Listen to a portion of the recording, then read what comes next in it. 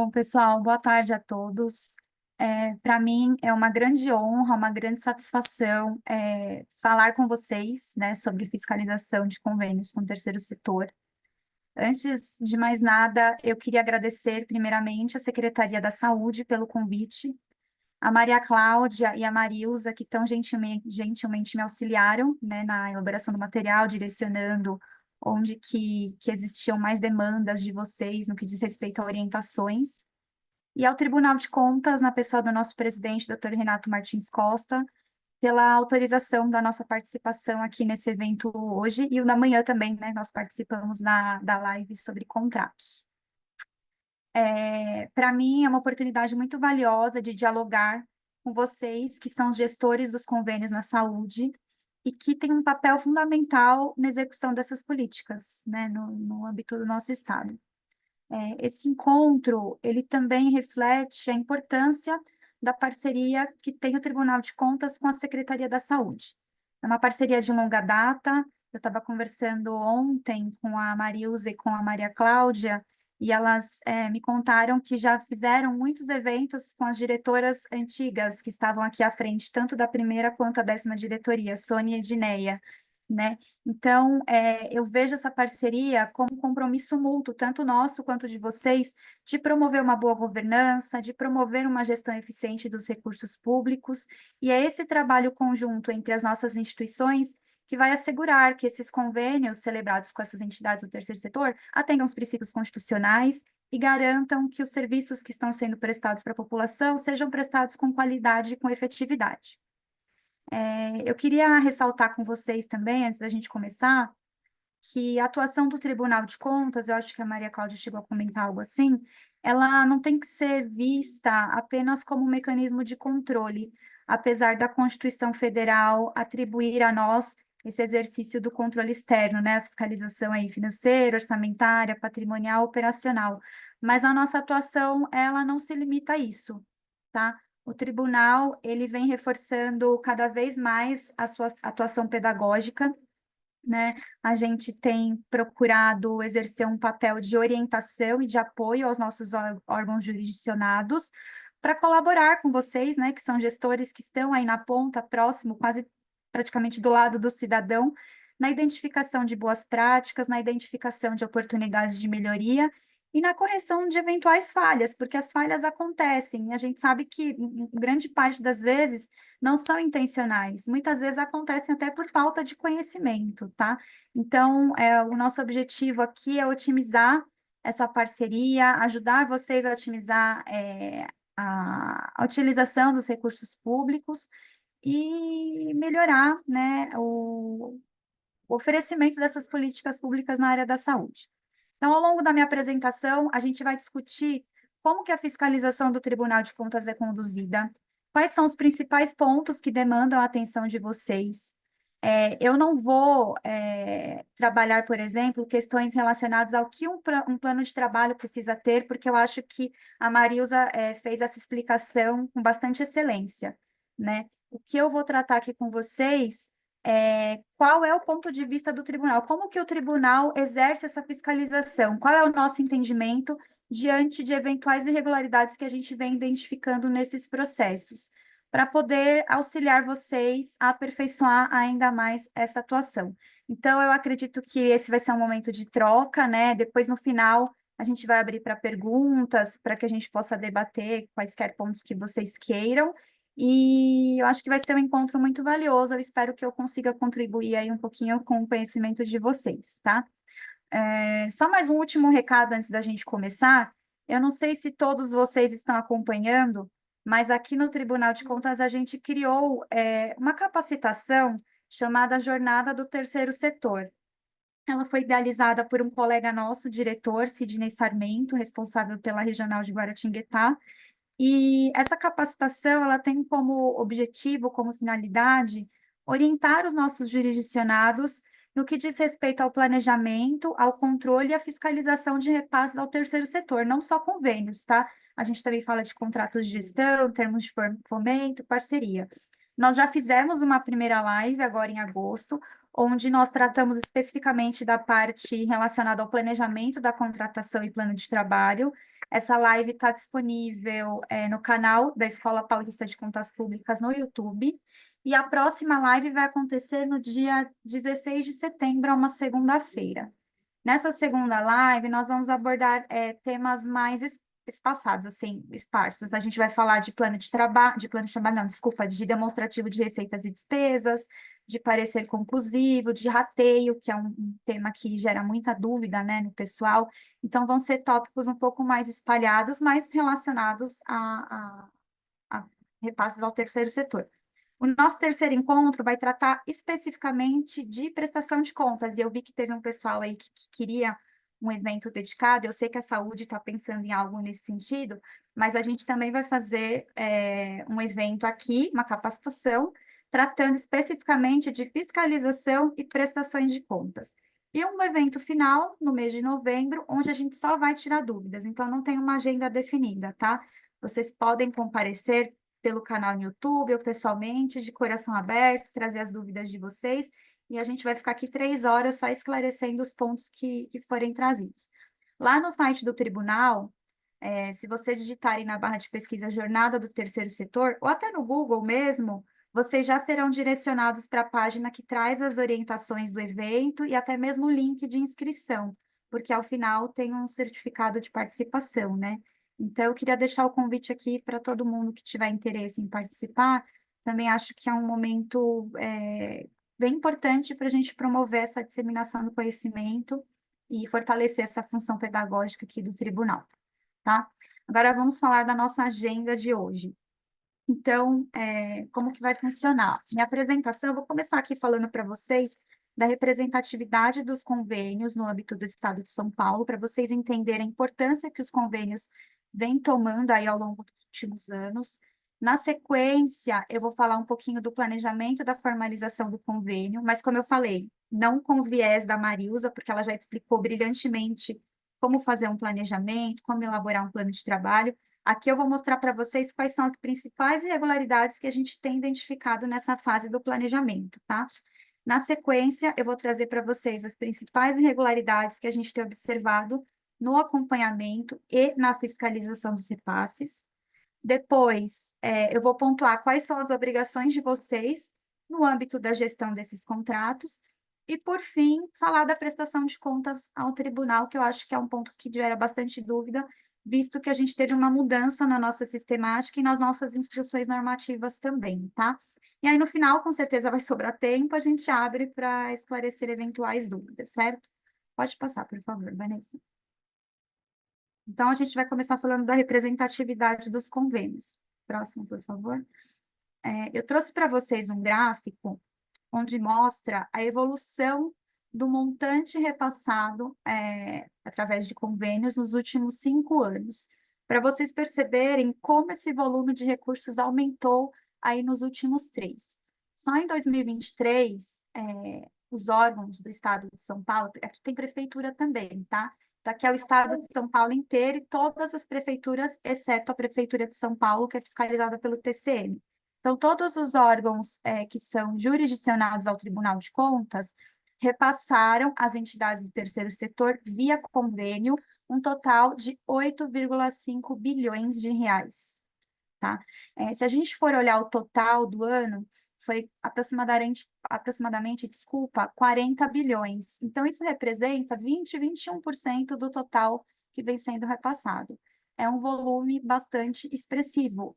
É muito dinheiro na mão de entidades do terceiro setor.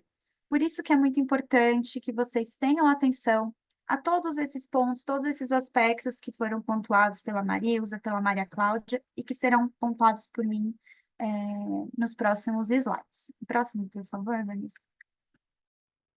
Agora vamos falar do planejamento da contratação. Eu trouxe aqui para vocês um comparativo da 8666 com a 14133 para mostrar a importância que o planejamento também está tomando aí ao longo dos últimos anos, né? O planejamento, na antiga lei de licitações, ele não era inserido como um princípio no artigo 3º, e agora ele foi inserido no artigo 5º como um princípio. Por quê? Porque é a fase mais importante de uma contratação, seja com o primeiro, seja com o terceiro setor. É a fase que vai definir o sucesso da contratação.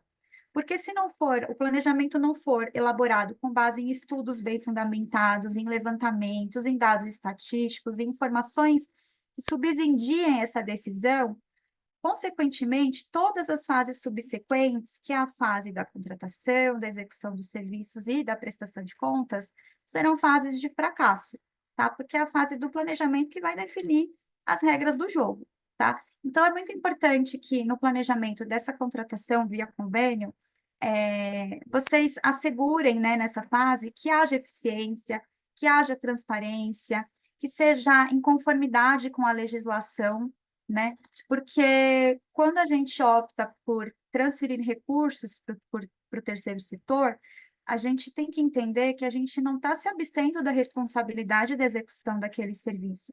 O que a gente tem observado, geralmente, é o administrador público transferir aquele montante, aqui a gente está falando de convênio, a gente vê mais em contratos de gestão, mas em convênio também, transfere aquele valor e, assim, em português claro, lava as mãos, né? Se abstém de qualquer outra responsabilidade relacionada à execução daqueles recursos, né? Eu quero lembrá-los que esses convênios, eles são instrumentos de efetivação de políticas públicas, né? Políticas públicas que são previstas lá na Constituição Federal, quando é assegurado o direito à saúde a toda a população, prevista nas peças de planejamento do Estado de São Paulo, no PPA, na LDO e na LOA, efetivados através desses convênios. Então, um bom planejamento, ele vai permitir que vocês identifiquem previamente a necessidade da contratação. Alguém trouxe até essa questão aí na parte da manhã. Ah, por que que tem que ter o estudo? Por que que tem que ter, por que que a gente tem que fazer essa avaliação? Porque é nessa etapa que vocês vão estabelecer os critérios claros e objetivos para a escolha da entidade parceira, tá? É nessa fase que a gente vai fazer a avaliação de riscos, por isso que também trouxeram essa questão relacionada à matriz de riscos, né? Não é uma obrigatoriedade no âmbito da formalização dos convênios, mas é uma boa prática, é algo, uma inovação que a lei de licitações trouxe. É muito importante que no âmbito da matriz de riscos, por exemplo, sejam avaliados a responsabilidade de cada uma das partes, o eventual potencial daquele risco se concretizar, o peso que aquele risco tem diante do todo. Isso vai auxiliá-los até na elaboração do plano de trabalho, por exemplo, né? O planejamento, ele também ajuda no desenho da meta, porque se você não faz um bom desenho de meta, um bom desenho de indicador, depois vocês não conseguem acompanhar a execução dessa parceria, né? E não vão conseguir garantir que os recursos sejam aplicados de forma eficiente e gerem o impacto social que é desejado.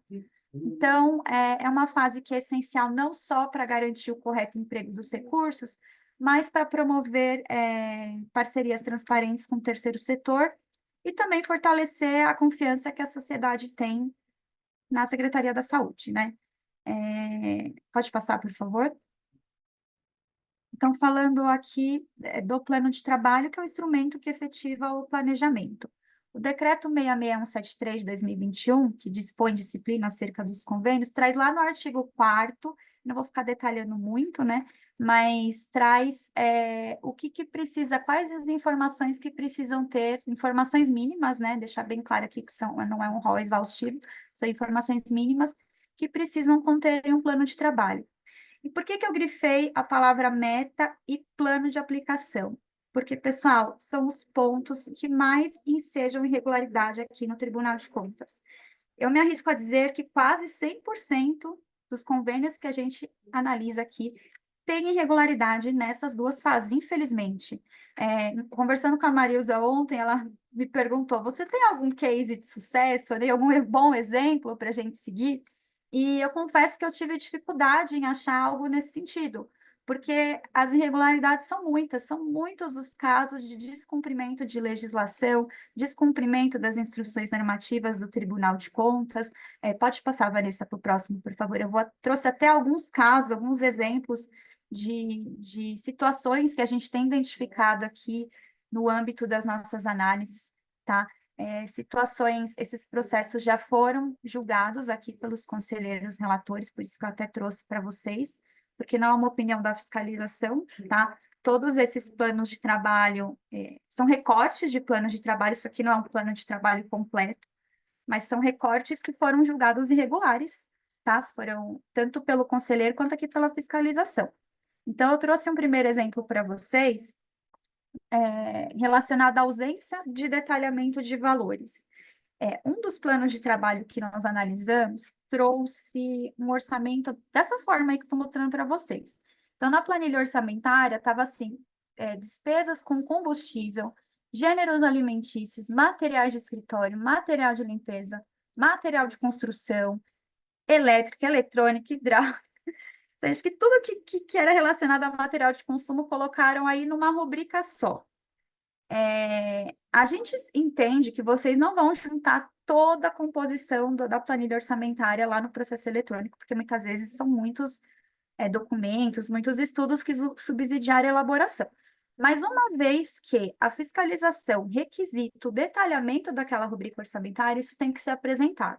Então, nesse caso, o auditor pediu que fosse detalhado o valor orçado para cada um dos itens que estão especificados aqui na especificação. E isso não foi apresentado, tá? O orçamento ele foi feito assim no valor global. Eu não sei nem como que o pessoal conseguiu chegar nos centavos, né? Porque eu entendi que era uma estimativa. Mas para que haja observância ao princípio da transparência, a gente orienta que a planilha orçamentária seja bem detalhada por rubrica orçamentária, por tipo de despesa, tá? Pode passar, por favor, para o próximo. Aqui eu trouxe um outro exemplo de uma planilha que também traz uma certa precariedade aí na transparência dos valores apresentados. Nesse caso, o órgão trouxe como custo recursos humanos 1, recursos humanos 2. A gente não entendeu o que estaria dentro desses recursos humanos, se tem folha de pagamento, se tem verbas trabalhistas, provisão de verba rescisória, enfim. Aqui a gente não consegue identificar do que se trata esses recursos humanos. O que difere recursos humanos de recursos humanos 2? Outros serviços de terceiros, a gente tem observado que isso tem sido adotado em muitas planilhas orçamentárias, e quando questionada a fiscalização questiona, né, o que significa, muitas vezes a requisição não retorna com informação detalhada a respeito disso, né, carece informações detalhadas para que a gente consiga entender qual é a composição daquele valor que está sendo trazido no orçamento. Pode passar para o próximo, por favor, Vanessa? Aqui também. Então, o que acontece? Não tem problema nenhum vocês consolidarem um orçamento dessa forma, até porque o orçamento precisa ter uma consolidação. Mas, uma vez que a fiscalização solicita quebra ou detalhamento, a planilha analítica que compõe determinada despesa, isso precisa ser atendido, em observância ao princípio da transparência e ao princípio da economicidade. Porque quando a fiscalização requisita isso para vocês, não é porque a gente está duvidando que aqueles números são fidedignos ou não, é porque a gente quer entender mesmo como que vocês chegaram, como que eles chegaram, né, no caso, quem apresentou a planilha, a esse número que foi passado e que foi contratado. A gente precisa entender a composição, até para que a gente possa fazer a avaliação da legalidade, da legitimidade daquela informação que está sendo prestada. Pode passar por o próximo, por favor. Então, só mais um exemplo para vocês de como foi apresentado um plano de trabalho para nós. Recursos humanos, salários, encargos, benefícios, e mais uma série de outras coisas que compõem esse valor de 24 milhões e que a gente não consegue verificar como que está sendo composto. E isso traz prejuízos também na avaliação, na prestação de contas, né? Porque quando a gente vai avaliar a prestação de contas, como a gente não tem aquela abertura, a gente não consegue identificar o que está lá dentro ou não. Aqui eu trouxe para vocês alguns votos dos conselheiros no âmbito desses processos que eu trouxe como exemplo, tá? Então, essa é a posição do Tribunal de Contas, já é uma jurisprudência aqui nossa, que é necessário que vocês apresentem todos os custos unitários e globais das atividades que compõem aquele plano de trabalho. O conselheiro, aqui nesse caso, ele foi além. Ele trouxe no voto dele que além da composição dos custos unitários e globais das atividades, precisa ter essa composição junto com as metas. E aí eu vou falar do custo unitário de meta um pouco mais para frente, porque eu sei que é um tema que também traz bastante dúvida por você, da parte de vocês, né? Pode passar para o próximo, por favor, Vanessa? Aqui, um outro entendimento do tribunal relacionado ao detalhamento dos valores que compõem o plano, né? Então, é assim, isso são de conselheiros diferentes, tá? Para mostrar que realmente é uma posição da casa, né? É julgado irregular quando a administração não apresenta a tabela referência que foi usada para chegar nos valores. É quando vocês não conseguem nos comprovar que houve observância ao devido processo de formação de um orçamento, que é pesquisa de eventuais fornecedores, que é pesquisa de outras contratações com o poder público. Quando não é trazida essa transparência, quando não é comprovado para fiscalização, e nem na defesa, né, no momento ali para o conselheiro acaba julgando como irregular. Pode passar para o próximo, por favor? Aqui também um terceiro caso, né? Ausência de detalhamento da composição do valor dos serviços no plano de trabalho, ausência de publicação do valor. Então, assim, tudo relacionado à transparência dos valores pactuados, que ensejaram a irregularidade do convênio como um todo. Vocês viram que isso, como que um item, né, tão importante, que é o plano de trabalho, consegue macular todo um processo de contratação. Pode passar, por favor. Agora, eu trouxe para vocês exemplos de meta. Então, a gente tem problemas lá na composição do plano de trabalho, na planilha orçamentária, mas a gente também tem identificado irregularidades na composição das metas, né? Aqui, como exemplo, a gente verificou no âmbito de um convênio, foi trazido como meta cadastrar e manter atualizado o sistema de informação de APM, bem como dispensá-las. A gente entende, o Tribunal de Contas não tem o papel de dizer para vocês o que que é certo como meta ou não, tá? Mas a gente entende que meta, ele tem que seguir aqueles 5 pontos que a Marilza trouxe para vocês, o SMART, né? Elas têm que ser mensuráveis, elas têm que ser atingíveis, têm que trazer temporalidade. São características que a gente não verifica nesse tipo de meta, por exemplo.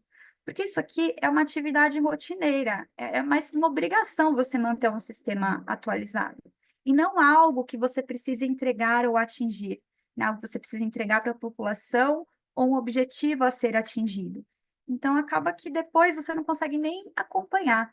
Porque aqui, nesse caso, está faltando uma série de atributos, né? Cadastrar e manter atualizado. Em qual periodicidade? Qual o percentual de informações que tem que estar atualizados? Como que isso vai ser avaliado, né? Tão importante quanto o desenho da meta é o desenho da forma como ela vai ser avaliada posteriormente, né? A gente tem visto, às vezes, metas muito bem escritas, mas que depois elas são praticamente impossíveis de acompanhar. Recentemente, a gente pegou um caso aqui na 10ª diretoria, onde a meta era bem simples: atender X percentual, realizar pré-natal, desculpa, de X percentual de gestantes. E quando nós questionamos via requisição qual era o total, qual que era o denominador da conta, qual é o total de gestantes que vocês têm para que vocês atinjam esse X? O órgão não soube responder, tá bom? Porque eles não tinham esse levantamento. Então, para que haja uma boa definição de metas, tem que ter um bom estudo, tem que ter um bom levantamento de todas as variáveis que estão envolvidas na composição daquele indicador, tá? Para que a fase de acompanhamento não fique prejudicada. Pode passar para o próximo, por favor. Aqui, mais um exemplo de precariedade nas metas, né? Aqui trouxeram como meta permitir acesso aos estudantes matriculados em cursos técnicos ou graduação. Bom, eu entendo que permitir acesso a estudante nas FATECs e ETECs é básico, né? Aqui não é nenhum convênio de saúde, tá? Eu trouxe um exemplo para vocês, só para vocês entenderem como que é difícil quando você não tem uma boa descrição da meta. Não está claro como que isso vai ser feito, como que isso vai ser calculado, qual é o numerador e o denominador da conta que está envolvida aí para que se chegue a esse índice. Pode passar para o próximo, por favor? Aqui uma outra, esse aqui já é de um convênio da saúde, tá? trouxeram aqui como meta: desempenhar as ações suplementares de assistência à saúde. Resultado esperado: tratamento e satisfação dos usuários. Aqui, sinceramente, eu não sei nem como que isso seria mensurado, como que isso seria avaliado. Desempenhar ações suplementares. Mas quais ações? Como que isso seria desempenhado? Quem são as pessoas envolvidas? Em qual periodicidade isso deveria ser feito? Tá? São detalhes importantíssimos para que depois a gente consiga cobrar a entidade do atingimento. Porque quando a gente não sabe qual é a regra do jogo, qualquer regra vale, né? Principalmente no momento da prestação de contas. Se você não sabe de antemão quais são as regras, quando você for cobrar, na hora ele inventa lá como que você tem que avaliar para que ele possa atingir. Eles fazem número de chegada, cálculo de chegada, né? A gente vê isso mais no âmbito das prefeituras. Mas é só para vocês entenderem que a estipulação insuficiente de metas que não trazem todas as informações necessárias trazem um enorme prejuízo para a execução do serviço. Pode passar para o próximo, por favor. Aqui também, mais um, acho que é o último exemplo, né? Queixas na ouvidoria. Esse também, a gente não conseguiu entender como que isso foi desenhado, ó. É resultado de, ponto de interrogação, que 1% das reclamações ou registro de inconformidades na ouvidoria, né? Queixas na ouvidoria. Talvez para a ouvidoria, um indicador bom pudesse ser SLA de atendimento, né? Então, atender todas as ocorrências da ouvidoria em até 2 dias úteis, por exemplo, seria um bom indicador. Mas do jeito que está escrito aqui, realmente fica impossível de acompanhar, tá? E assim, ainda falando de metas, é um assunto referente à fiscalização e controle, mas muito relacionado ao desenho da meta. Um outro exemplo que eu vou compartilhar aqui com vocês. A gente pegou um determinado contrato onde a meta estava muito bem desenhada, muito mesmo, assim, não tinha defeito nenhum. Tinham metas de produtividade dos médicos, metas de assiduidade e meta de pesquisa de satisfação. 3 metas.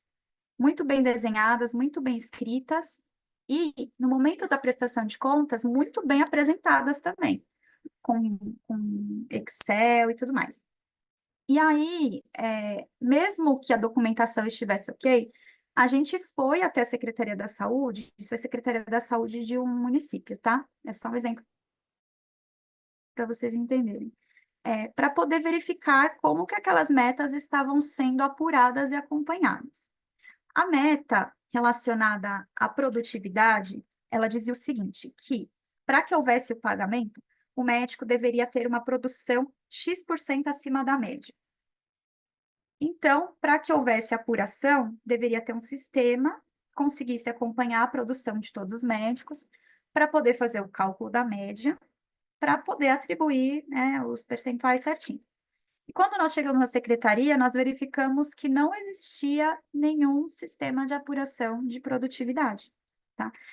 Ainda que houvesse um documento com a relação dos médicos e a produção deles, quando nós fomos a fundo para verificar como que aquilo era apurado efetivamente, a gente viu que não tinha apuração nenhuma, tá? Aqueles números eram todos fictícios.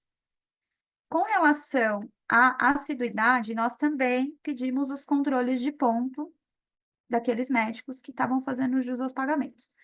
E a gente verificou que não tinha controle também. Tinham papéis onde a pessoa assinava, só que tinham médicos que assinavam o mês inteiro de uma vez, não tinha horário de entrada e de saída, ou seja, não tinha controle nenhum. E, por fim, a última meta relacionada à pesquisa de satisfação, a Marisa também pediu para eu falar da pesquisa de satisfação, porque a gente verifica que tem muitos convênios que trazem como meta, eles tinham atribuído 100% de atendimento na pesquisa para todos os médicos, só que nem existia pesquisa, tá? A gente verifica que muitas unidades de saúde têm aquelas caixinhas para você deixar sua percepção do atendimento e tal. Isso é muito legal, é uma forma de você colher dados, mas tão importante quanto coletar é tratá-los, né? Não adianta você deixar aquela caixinha ali na unidade de saúde eternamente, tem umas que tem até mosca morta lá dentro, e você não dá um tratamento para aquilo. tá?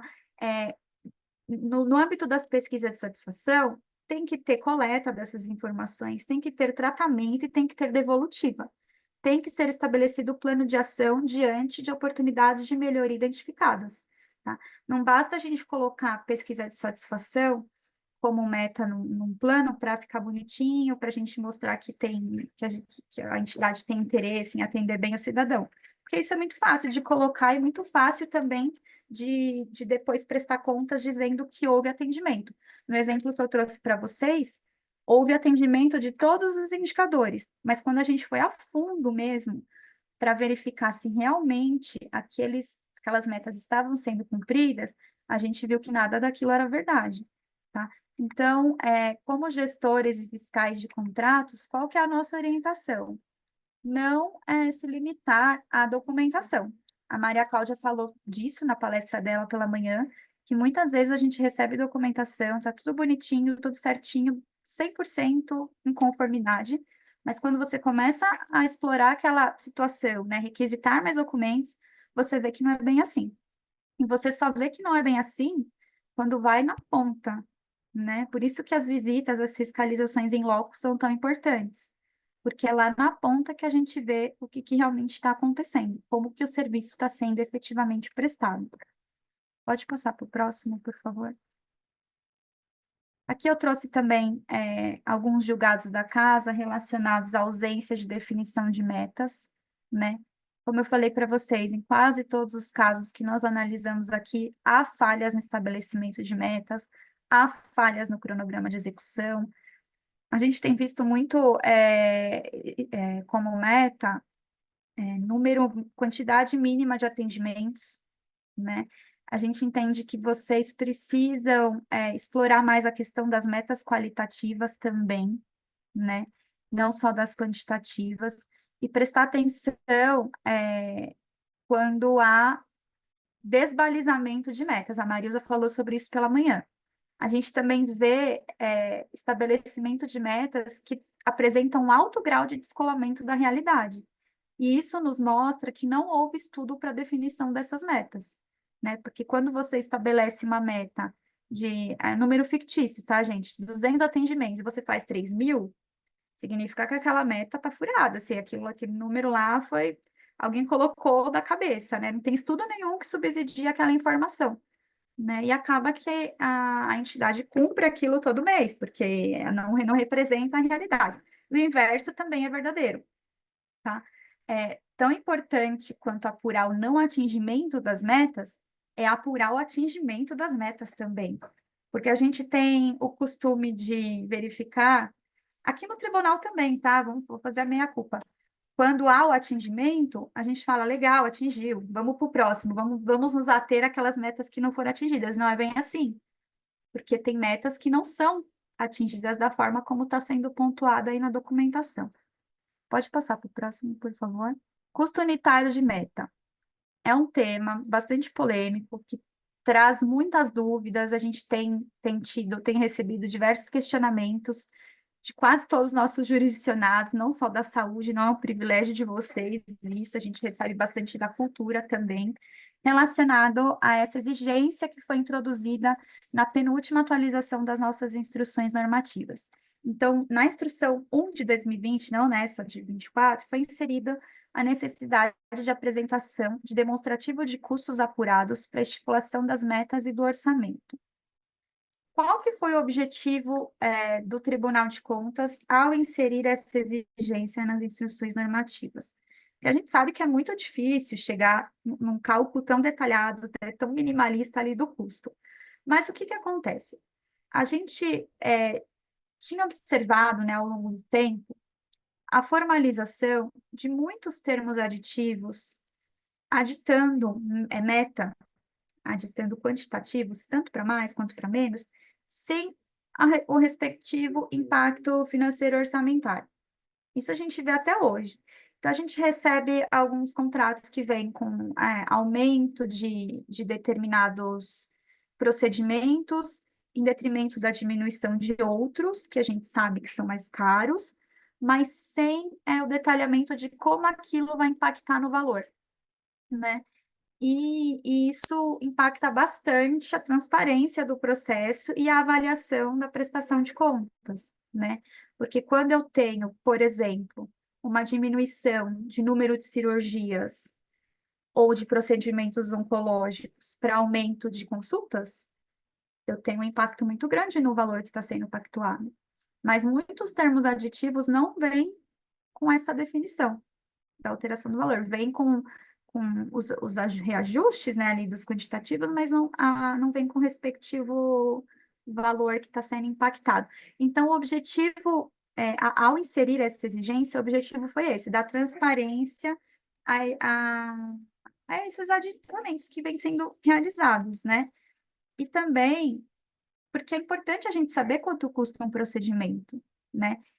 Mais do que isso, a gente precisa saber como que foi composta a planilha orçamentária como um todo, desde lá do começo, né? Quando a gente recebe como resposta à nossa requisição uma declaração negativa, a gente entende que esse demonstrativo de custos ele não existe, que muitas vezes os custos foram apurados com base em custos históricos, né?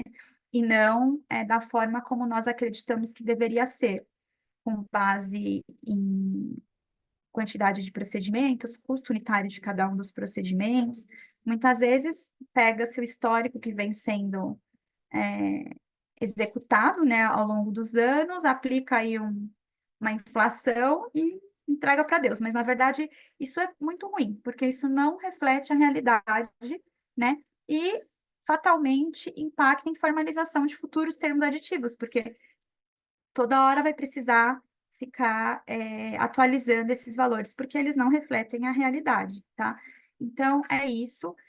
Aqui no tribunal, nós estruturamos um grupo de estudos só para poder emitir para vocês um parecer, dando orientações de como apurar esses custos para a estipulação das metas.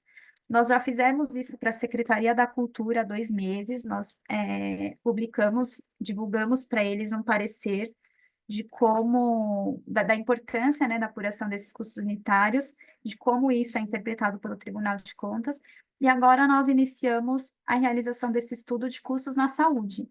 Então, até, nós estamos em setembro, até final de outubro, mais ou menos, eu acredito que vocês já tenham em mãos esse documento, tá? Esse estudo que nós estamos elaborando aqui na fiscalização, e eu acredito que isso vai auxiliá-los a entender melhor a importância dessa informação aqui. Não só para nós, né, no exercício do controle externo, mas para vocês também, como fiscais e gestores de contratos. Pode passar, por favor, Vanessa. Caso vocês tenham alguma dúvida com relação a essas etapas que eu mencionei para vocês, são as etapas mais sensíveis nessa fase do contrato, né, que é o plano de trabalho e as metas, eu sugiro a leitura do Manual de Repasses Públicos ao Terceiro Setor, tá? Lá a gente traz um rol, tá? Não é um rol exaustivo, lógico que não se limita a isso, mas traz algumas informações mínimas que devem conter em um plano de trabalho, dentre outras orientações importantes relacionadas a convênios, né? Além do nosso manual, a gente também tem algumas lives no canal da EPCP, a Escola Paulista de Contas Públicas, né? Além disso, como eu falei no começo da apresentação, nós estamos trabalhando na jornada do terceiro setor. Então, considerando que a gente vai ter uma live nos próximos dias, se vocês também quiserem mandar alguma dúvida, alguma sugestão, eu vou deixar no final da apresentação o meu e-mail, tá? Para que vocês façam isso. Então, sobre a fase do planejamento, eram essas as considerações. Eu queria só realmente pontuar para vocês quais são as principais irregularidades que a gente tem visto aqui, os principais pontos que ensejam reprovação dos contratos, dos convênios, né? Agora a gente vai passar para a parte da fiscalização. Pode passar, por favor, Luiz. Roberta, como você vai iniciar a parte da fiscalização? Tem duas questões. Ah, tá. Você prefere responder ou quer deixar para o final? Pode ser, pode ser. Pode ser? Combustível, pedágio, auditoria, formação e capacitação não são despesas vedadas? Sim, é importante que a gente verifique, a gente tem a questão do rateio, né? Lá na resolução, eu não estou lembrada agora qual que é o número da resolução, se alguém puder me passar, que trata do rateio. Deixa eu ver aqui. A 107. Traz o rol de despesas que são proibidas, porque muitas dessas que ele citou pode ser que estejam em centros de serviços compartilhados. Então, realmente, tem algumas despesas que não são passíveis de serem aceitáveis. Outras, sim, né? A Maria Cláudia até falou disso na apresentação dela de manhã. Alguém tinha questionado, mas é despesa com xerox, eu posso colocar ou não? A gente entende assim, que lá na elaboração do plano de trabalho, nas despesas administrativas, algumas despesas precisam já estar consideradas lá, tá? Desde que elas guardem relação com o objeto que está sendo formalizado, obviamente, tá? Se não guardar nenhuma relação, isso com certeza não será aceito, tá bom? Mas tendo relação com o objeto, estando definido no plano de trabalho, não constando nesse rol de despesas que não são aceitas, não tem problema nenhum. Tem mais uma? Tem mais alguma? No caso de convênio com várias metas, mas apenas uma não cumprida, como fica o relatório do gestor? Podemos colocar cumprimento parcial? Sim, eu vou falar do relatório agora na fase da fiscalização, da execução dos repasses, tá? Da importância do relatório, isso precisa estar muito bem consignado para auxiliar vocês na condução desses processos e para auxiliar a gente aqui no Tribunal de Contas a entender, tá bom? Então, em observância ao princípio da transparência, Patrícia, é importante que isso esteja consignado, sim. Tá? São Teve um essas duas? complemento lá. Então, se for direto no convênio e estiver no plano, são permitidas essas despesas? Só é vedado se for rateio? Então, se ela tiver, como eu falei para você, se ela tiver pertinência, relação com o objeto que está sendo pactuado, estiver previsto no plano de trabalho, mesmo que seja uma despesa administrativa, mas necessária à execução, porque muitos convênios a gente tem observado aqui, tem algumas despesas que estão nas planilhas orçamentárias, que não estão relacionadas, por exemplo, a despesas médicas, a folha de pagamento, mas elas são necessárias à execução do objeto. Então, ali no âmbito daquele convênio, tem relação com aquele objeto. Tá? É importante deixar isso bem claro. Aqui, eu trouxe para vocês os principais pontos que ensejam irregularidade na prestação de contas, tá? Então, eu fiz um levantamento de diversas prestações de contas que foram analisadas aqui pelo Tribunal de Contas, um compilado de todas as irregularidades que foram identificadas e que foram julgadas irregularidades pelos relatores, tá? Então, o primeiro ponto está relacionado à ausência do relatório das atividades. Então, a gente tem observado, em grande parte dos convênios, a falta mesmo, não é um relatório com falha ou precário, não, é a falta do relatório detalhado das atividades que são realizadas pela entidade, tá? Isso dificulta a avaliação da efetividade da prestação de serviços, da avaliação da conformidade da execução do objeto do convênio. Esse documento, ele é importante para a gente, para demonstrar, né, para vocês, para nós, que houve cumprimento das obrigações pactuadas. E para que haja, como eu falei várias vezes, eu vou repetir muitas ainda, observância ao princípio da transparência. Um segundo ponto, que também é assim, reiteradamente apontado pela fiscalização, é a ausência do relatório governamental comprovando que a parceria representa a melhor opção para a administração pública. Foi falado de manhã, eu falei no começo, né, quando nós falamos do plano de trabalho, a ausência desse relatório compromete a legitimidade da contratação. Por quê? A administração tem que demonstrar, por meio de estudos, por meio de comparações, que essa parceria estabelecida com essa determinada entidade é vantajosa e tem observância aos princípios da eficiência e da economicidade. Infelizmente, não é raro a gente ver casos envolvendo escândalos de corrupção com santas casas, né? Quem é que não se lembra, em 2018, estouro da Santa Casa de Misericórdia de São Paulo? Então, esse documento, ele ajuda a gente a ter certeza de que permanecer com aquela parceria, principalmente no âmbito dos teatros, da prorrogação, né? permanecer com essa parceria representa uma melhor opção para a administração pública. Um terceiro ponto, que vem em quase 100%, tá, das prestações de contas que a gente vem analisando aqui, é o não atingimento das metas, tá? O não cumprimento, ele é um indicador de ineficiência, tá? E dependendo do caso, pode até resultar em rescisão, tá? Em aplicação de penalidade, em devolução de recursos. Então, a entidade ela tem que justificar devidamente qualquer desvio, qualquer não atingimento de meta e apresentar um plano de ação para corrigir e para alcançar a meta que foi inicialmente prevista, porque eles são remunerados em função disso, tá?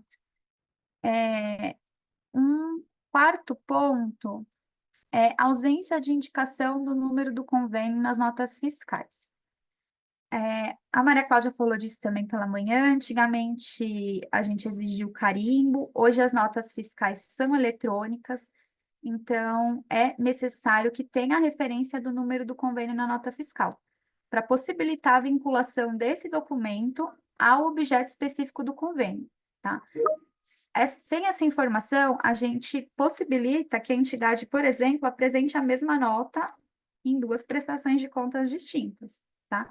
Isso compromete a rastreabilidade e compromete a transparência do gasto público, tá? Então, visando dificultar essa prática, a gente orienta que na nota fiscal tenham informações lá no campinho destinado para isso, informações referentes ao convênio que está sendo pactuado. Um quinto ponto diz respeito à inconsistência entre o saldo informado no demonstrativo integral de receitas e despesas e aquele que está lá na conta bancária vinculada ao convênio. A gente tem visto até com bastante recorrência essa situação, tá? Essa inconsistência, ela pode indicar a utilização indevida do recurso sem uma comprovação documental, e é uma irregularidade grave. Quando isso é identificado aqui no tribunal, o conselheiro determina a devolução do valor e até aplica multa, tá? Em todos os casos em que a gente verifica esse tipo de irregularidade, há determinação de restituição de valores. Por isso é importante dar uma olhada nisso. Um outro ponto é com relação à ausência de controle de frequência dos profissionais, né? No âmbito dos convênios, a folha representa a maior parte da despesa, por isso que é muito importante que vocês façam um acompanhamento bem apurado dessa questão de controle de frequência dos profissionais, né? Infelizmente, aqui no âmbito da análise do tribunal, a gente tem visto falhas no controle de ponto, profissionais médicos que extrapolam a jornada máxima, né, estabelecida pelo Conselho Federal de Medicina. Se você der um enter, Vanessa, eu acho que eu trouxe até um exemplo de um ponto. Pode passar para o próximo, por favor? Olha aí. Médico fazendo. O anterior, por favor.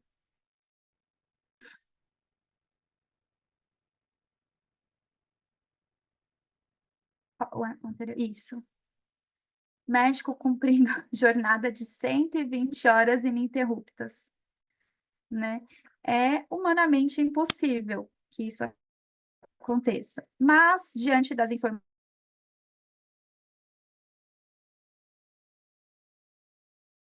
que nos são prestadas, né, no âmbito da prestação de contas, e 6 dias sem parar. Eu até brinquei com o pessoal, falei, vamos ligar lá para ver se ele está vivo, né? Porque é impossível que isso tenha acontecido. A gente vê precariedade no registro do ponto. O próximo slide trouxe um exemplo aí de um registro de ponto. É um papel onde a pessoa anota a hora que ela quer, né? A gente tem visto também jornadas incompatíveis, né? Então, tem profissionais que estão em 2, 3 estabelecimentos de saúde ao mesmo tempo. Teve um caso de um médico que ele trabalhava em 2 estados diferentes, aqui em São Paulo e no Mato Grosso, né? Não sei como. Por quê? Porque não havia um controle rigoroso dessa questão da frequência. Então, possibilitava que o profissional assinasse, né, o ponto em vários lugares e recebesse por isso. Isso é uma irregularidade extremamente grave, extremamente. Por quê? É um pagamento irregular de um serviço que não está sendo prestado e que compromete de forma substancial a qualidade do serviço à população, porque aquele médico não está lá, né? De acordo com o planejamento, ele está. Então, você não consegue nem colocar outra pessoa no lugar, porque teoricamente ele está lá prestando serviço. Isso é muito grave. A gente precisa observar essa questão do ponto, observar a questão da prestação dos serviços, né? Eu não trouxe aqui como exemplo, mas a gente já verificou também médicos que atendem, dois médicos que atendem, cumprem a mesma jornada, um que realizou 20 consultas no dia e outro que não registrou nenhuma, né?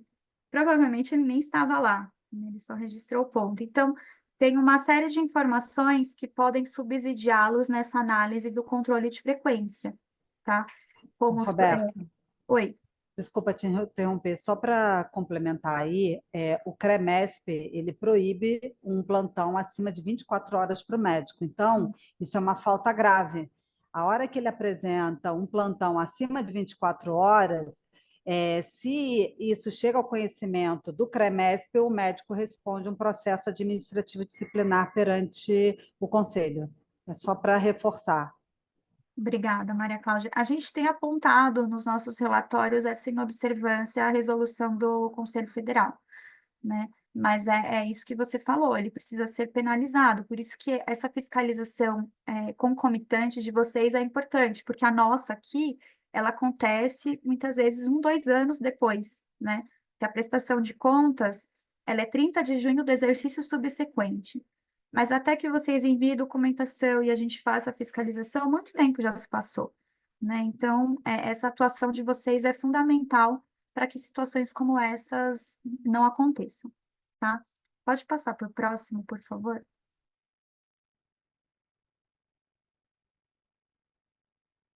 Tem uma questão aqui que eu acho que tem a ver aí com o que você está falando. Existe alguma irregularidade em registro de ponto com horário britânico?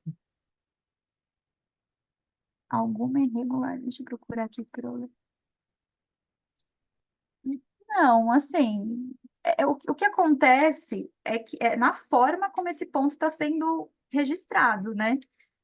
Ele está sendo registrado de forma manual, não existe um sistema. Como que a gente vai garantir fidedignidade? Por quê?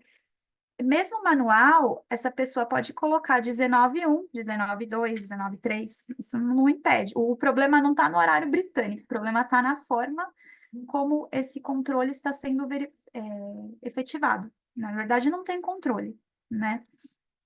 A gente já pegou casos de chegar na unidade de saúde e o ponto está todo assinado até o final do mês. Ah, isso é muito grave, certo? Pode passar, então, por favor. Movimentação de recursos em conta não vinculada ao convênio. É uma prática que também infringe ao princípio da transparência e, consequentemente, ao controle fiscal. Por quê? Dificulta o rastreamento dos recursos. Pode indicar, por exemplo, desvio de verbas para finalidades diversas do convênio pactuado e, consequentemente, compromete a confiabilidade da prestação de contas. Um outro ponto que a gente também vê com bastante frequência é a contratação de empresas pertencentes a dirigentes da entidade conveniada. Lá nas nossas instruções normativas, a gente pede declaração para vocês de que não houve contratação de pessoas, parentes, segundo grau, etc. e tal.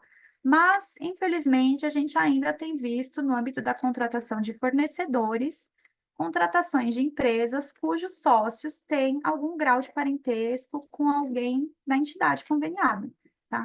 Isso configura conflito de interesses, pode configurar prática de favorecimento, enriquecimento ilícito e, obviamente, infringe o princípio da moralidade, da impessoalidade, da transparência, né?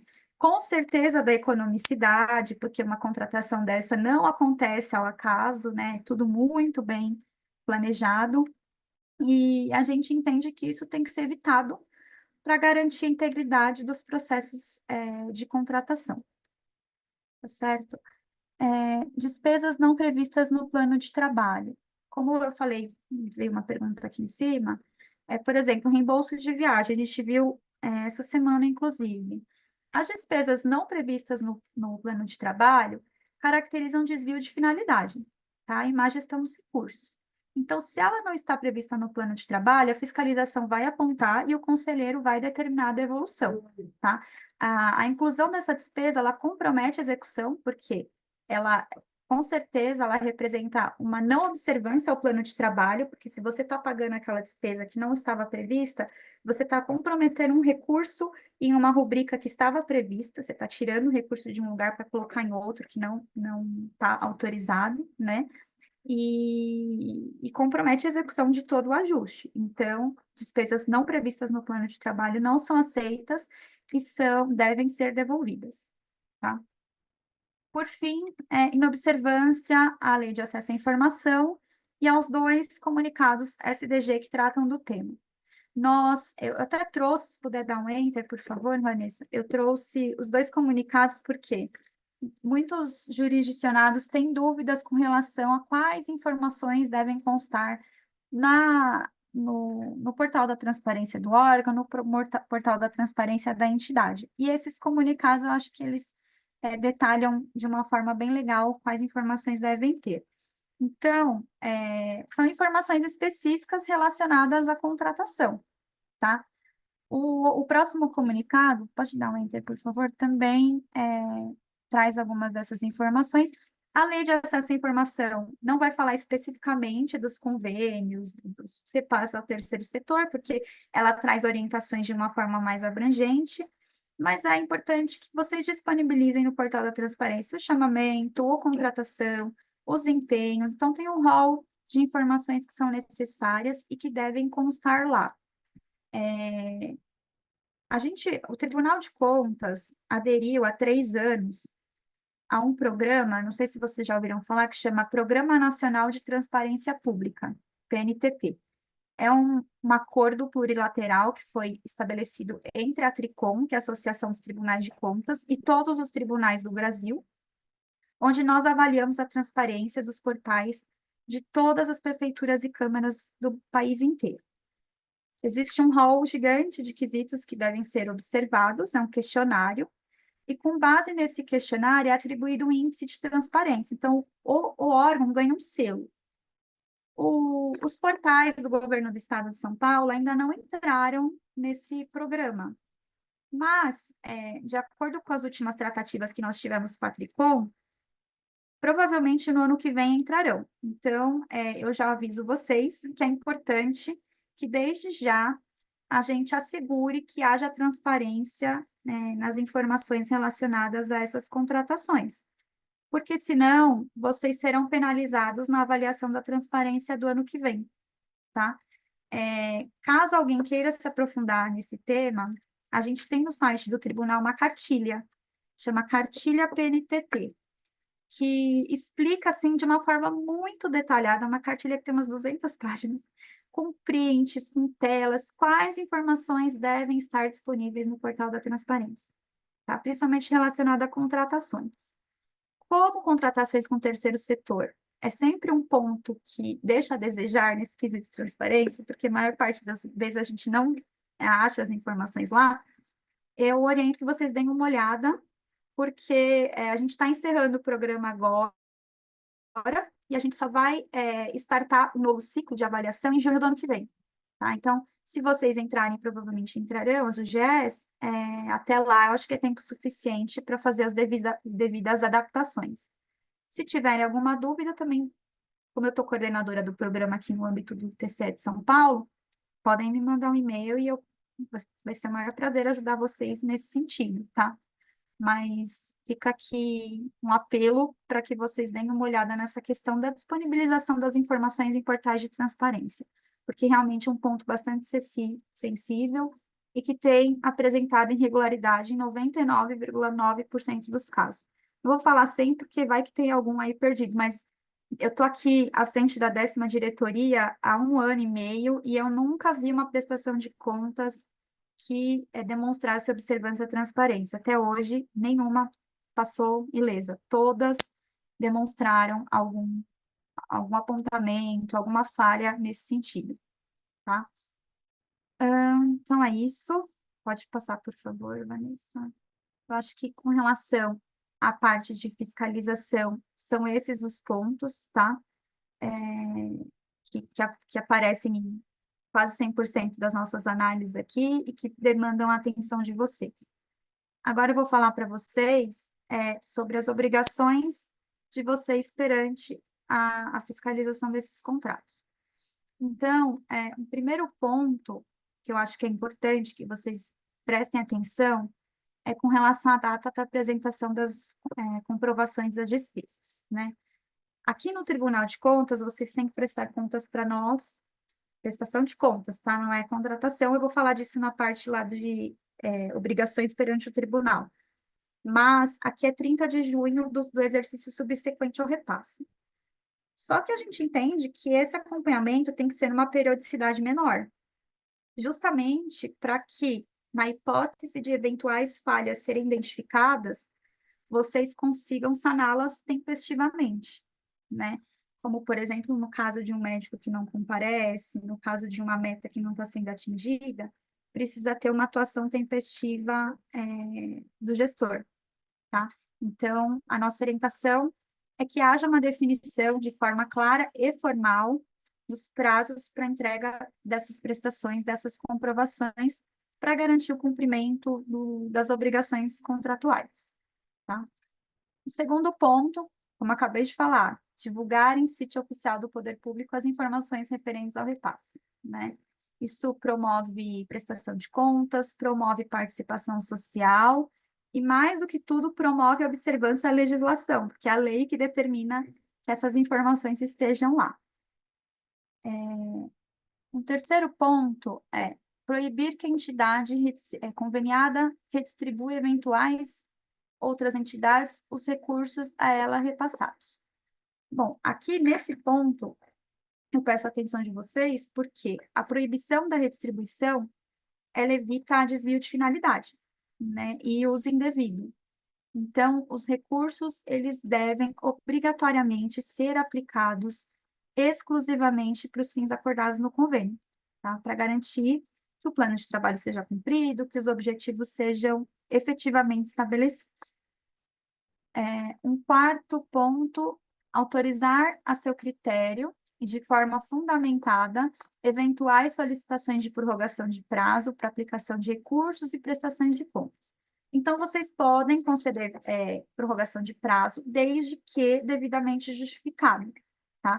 Essa fundamentação, ela visa assegurar que essas extensões não prejudiquem a execução, a transparência do processo e a prestação de contas para o Tribunal de Contas, que já tem um prazo que é bastante razoável. Um quinto ponto, ainda falando das obrigações dos gestores. Fiscalizar o desenvolvimento das atividades e aplicação dos recursos, expedindo relatório de fiscalização e avaliação.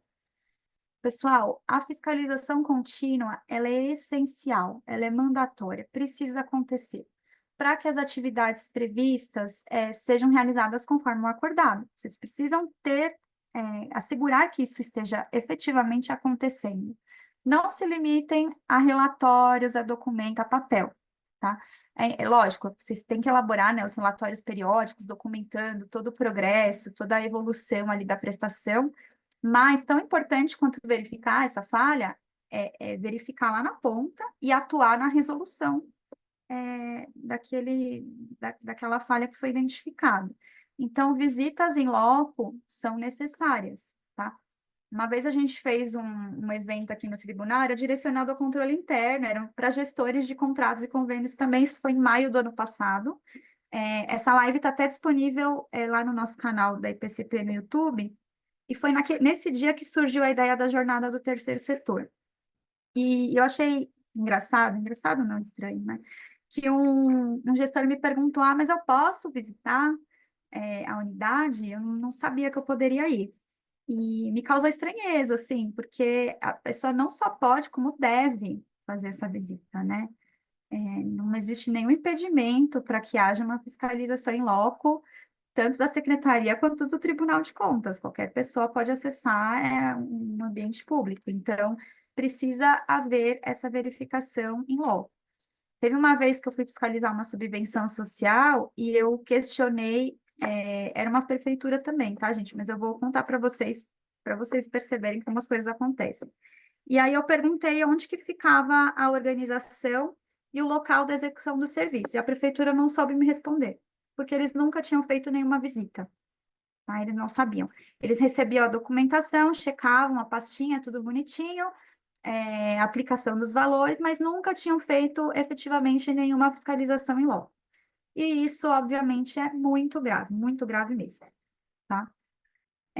Um sexto ponto, dentre as obrigações dos gestores, é exigir que as notas fiscais e os demais documentos comprobatórios sejam emitidos pelos respectivos fornecedores com indicação no conteúdo original dos documentos. Já falamos também disso de manhã, já acho que eu já falei com vocês à tarde. Isso garante a autenticidade, a integridade do documento, facilita a auditoria, a verificação de vocês, a nossa aqui, e assegura que os recursos foram aplicados conforme o previsto. Um sétimo, receber e examinar as comprovações apresentadas e emitir o parecer conclusivo, né? Isso é óbvio.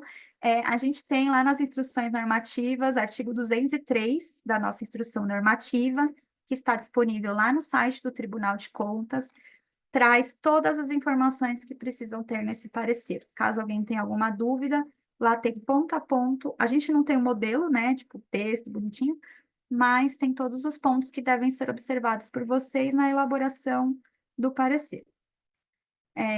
Oitavo ponto, exigir da conveniada o saneamento das irregularidades na prestação de contas ou seu encaminhamento.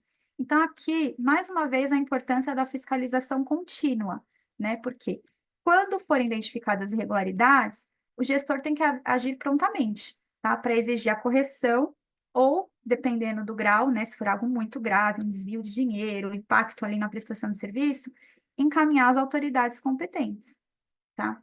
Secretaria da Saúde, o pessoal da Secretaria diretamente, ao Tribunal de Contas, né? Acho que o próximo inciso eu vou falar sobre a comunicação ao tribunal. Isso garante que a gente esteja assegurando que o contrato, né, o convênio, no caso, seja executado em conformidade com as cláusulas inicialmente pactuadas. Pode passar, por favor, Vanessa. Suspender por iniciativa própria novos repasses aos inadimplentes, quando decorrido o prazo estabelecido no inciso anterior, sem a devida irregularização, exigir das entidades conveniadas a devolução de eventual numerário com os devidos acréscimos legais. Tá? Então, na hipótese de uso indevido de recursos, não cumprimento de cláusulas contratuais, a devolução dos valores com os acréscimos legais tem como objetivo fazer a recuperação desses recursos ao erário.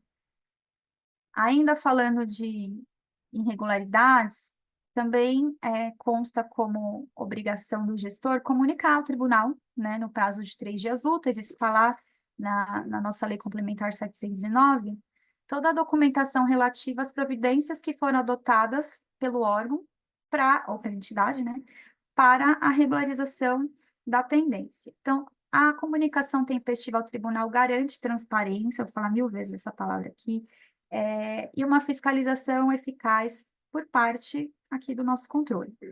O prazo é curto, mas é para permitir uma intervenção rápida quando necessário, porque aqui a gente está falando de uma situação, assim, muito grave, tá, gente? Eventuais falhas acontecem no processo, né? Nada é redondo, 100% perfeito.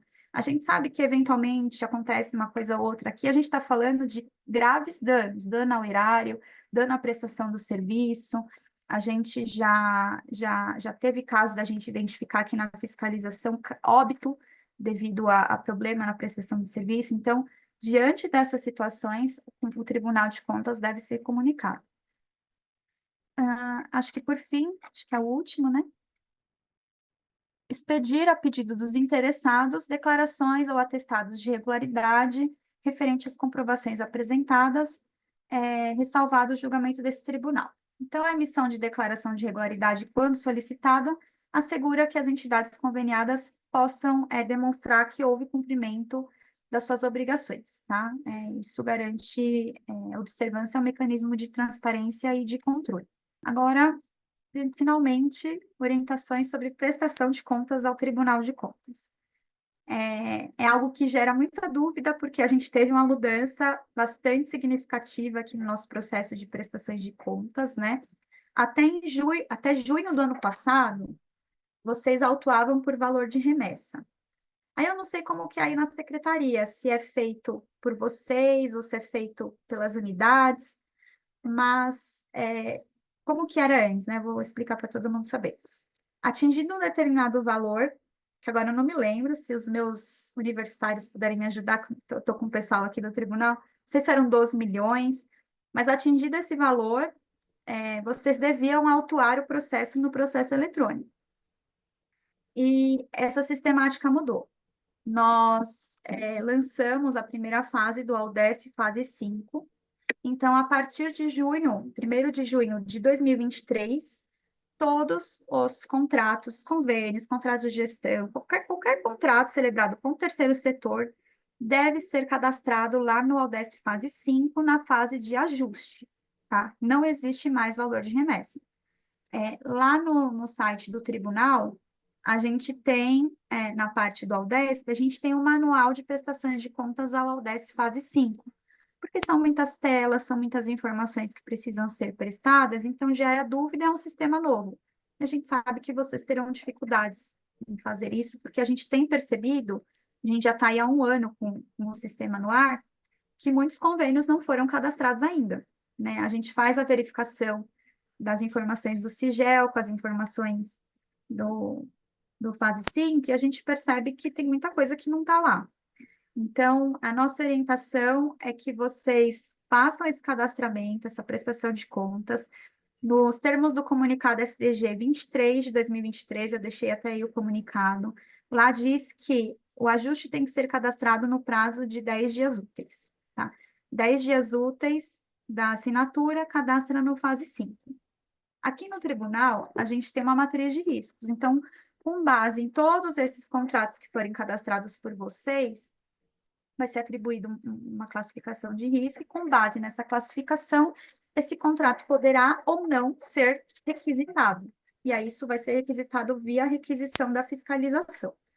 Então, a fiscalização vai mandar uma requisição para vocês, e vocês precisarão autuar esse contrato lá no processo eletrônico, no prazo de 5 dias úteis, tá? E aí, a partir daí, a sistemática é a mesma, como vocês já faziam. Autua o processo nos termos do artigo 189 das instruções normativas. Eu trouxe aqui um print de todos os documentos que devem constar, tá?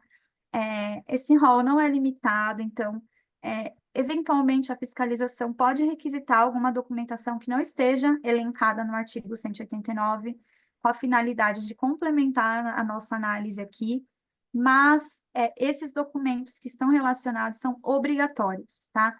Todo o processo juntado no ETCESP tem que ter folha de rosto, tem que ter o ofício assinado pelo responsável, tem que ter as justificativas para a celebração do convênio. Aqui eu estou falando da autuação do ajuste inicial do convênio, tá? Demonstrativo de custos, o plano de trabalho aprovado pela autoridade. Pode passar, por favor, Vanessa. A declaração que a entidade não está impedida de celebrar, tá? Convênios, cadastro no CNPJ. Eu não vou explicar esses pontos porque são documentos, tá? Mas nota de empenho, a nota de empenho são os empenhos iniciais, tá bom? Porque vocês não vão empenhar o convênio inteiro assim no primeiro momento, mas as notas de empenho dos empenhos que já tenham sido realizados, publicação no Diário Oficial, visando publicidade e transparência, termo de ciência e notificação, tá? Um documento muito importante para assegurar que o processo tramite aqui no Tribunal de Contas em observância à legalidade e legitimidade, porque na hipótese de uma eventual irregularidade ser identificada, depois a gente consegue responsabilizar os envolvidos, né, através da identificação via termo de ciência e notificação, comprovante de regularidade de débitos. Então, assim, todos os documentos que precisam ser juntados estão relacionados nas nossas instruções normativas. Pode passar, por favor. Se esse processo que foi selecionado, ele tiver algum termo aditivo, todos os termos aditivos deverão ser cadastrados no processo eletrônico, independência do processo principal, e também no sistema Aldesp fase 5, tá? Então, toda vez que formalizar um TA, tem que entrar de novo lá no Aldec fase 5 e cadastrar as informações do TA. Tá? Se teve alteração no plano de trabalho, tem que cadastrar as alterações. Porque a partir de agora não, né? A partir de junho do ano passado, vai ser o nosso sistema de acompanhamento de processos de terceiro setor oficial no Tribunal de Contas. Então, todos os TAs devem estar cadastrados lá. E com relação à prestação de contas, o módulo de prestação de contas ainda não está disponível no fase 5, nós estamos em fase de desenvolvimento, então a gente ainda não tem essa fase aí aberta para vocês. Então, o processo foi selecionado, foi autuado no ETCESP, o procedimento é o mesmo. Todo dia 30 do mês de junho do exercício subsequente à transferência do recurso, tem que autuar a prestação de contas no processo, com todos os documentos que estão relacionados lá nas nossas instruções normativas. Eu não sei se eu trouxe, pode dar um enter, por favor. Acho que eu trouxe só os primeiros, só para vocês terem. Então, prestação de contas são todos esses documentos aí, eu não coloquei todos, mas os principais estão aí, tá? Para cada exercício, autua uma prestação de contas separada. Quando o fase 5 estiver, módulo prestação de contas estiver em produção, aí vocês farão essa prestação lá, né, das informações também via arquivo JSON. Eu não vou entrar em detalhes sobre isso, porque é algo de sistema que eu não entendo, mas a gente tem uma live que está lá no YouTube que trata só da prestação de contas no fase 5, tá bom? Se vocês quiserem dar uma olhada. Mas, quando essa fase estiver já em operação, com certeza nós faremos uma outra live para reciclar essas orientações e para reforçá-las, né? Porque a gente fez, eu não sei se foi ano passado, mas já faz um tempo. Então, enquanto não está em operação, a forma de prestação permanece a mesma. Vocês autuam via processo eletrônico. Pode passar, por favor. E quanto aos ajustes não selecionados? Os ajustes não selecionados, eles têm que ser cadastrados no fase 5, porque como eu falei para vocês, todas as contratações precisam ser cadastradas no ODS fase 5. Mas também, no dia 30 de junho do mês subsequente, do exercício subsequente, a gente precisa receber os demonstrativos de receitas e despesas, os pareceres conclusivos, tá? Pode ser que daqui até junho do ano que vem, se o fase 5 estiver em operação, isso mude, tá? Porque uma vez que vocês vão prestar contas lá, a gente já vai ter as informações, então não é necessário mandar o DIRD nem o parecer conclusivo. Mas considerando a nossa atual sistemática, esses documentos precisam ser enviados via protocolo digital aqui para o Tribunal de Contas, tá? Irregularidade ou ilegalidade praticada pela conveniada. Como eu falei para vocês, lá nas obrigações do gestor, Tribunal de Contas precisa ser comunicado no prazo de 3 dias úteis. Qualquer irregularidade ou ilegalidade praticada pela conveniada. É qualquer? Não, não é qualquer. A gente precisa fazer a avaliação do dano que foi causado, da irregularidade, né? Se houve dano ao erário, prejuízo à prestação de serviço, isso tem que ser comunicado ao Tribunal de Contas. Encerramento do ajuste. Então, terminou a vigência, vocês precisam mandar para a gente no prazo de 20 dias úteis, contados do término do prazo estipulado para conveniente prestar contas, no último exercício, né, obviamente, através de um ofício assinado pelo responsável, fazendo referência ao número do processo que tramita aqui no Tribunal de Contas, a comprovação do encerramento de todas as contas do convênio com a devida destinação dos saldos e dos recursos repassados. Se tiver algum saldo, né, isso precisa estar bem claro para nós, a devida destinação e encerramento das contas, tá? Eu acho que eram essas as orientações, pessoal. Tentei passar por todas as nuances aqui, todos os pontos que são importantes no exercício do controle externo do Tribunal de Contas. Obviamente que o meu objetivo não era esgotar todos os assuntos, porque senão realmente nós ficaríamos horas e dias aqui tratando.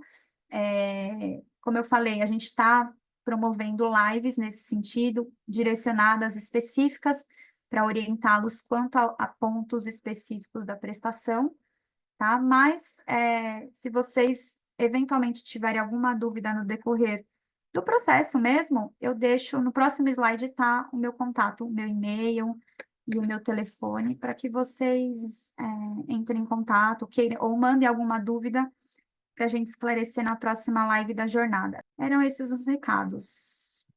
Obrigada.